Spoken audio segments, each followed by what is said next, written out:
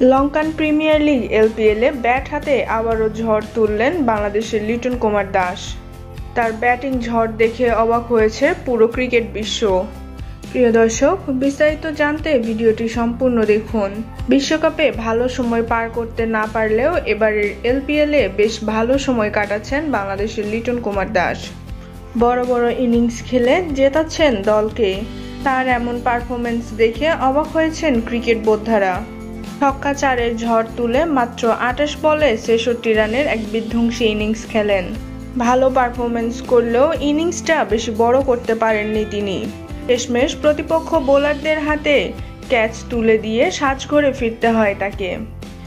এবারের লঙ্কান লিগে যেন নিজের চিরচেনা পুরনো রূপ খুঁজে পেলেন লিটন দাস।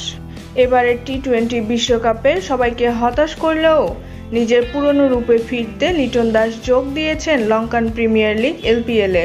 দর্শক, দীর্ঘদিন পর লিটন দাসের এমন বিধ্বংসী পারফরমেন্স আপনাদের কাছে কেমন লেগেছে তা অবশ্যই জানিয়ে দেবেন আমাদের কমেন্ট বক্সে।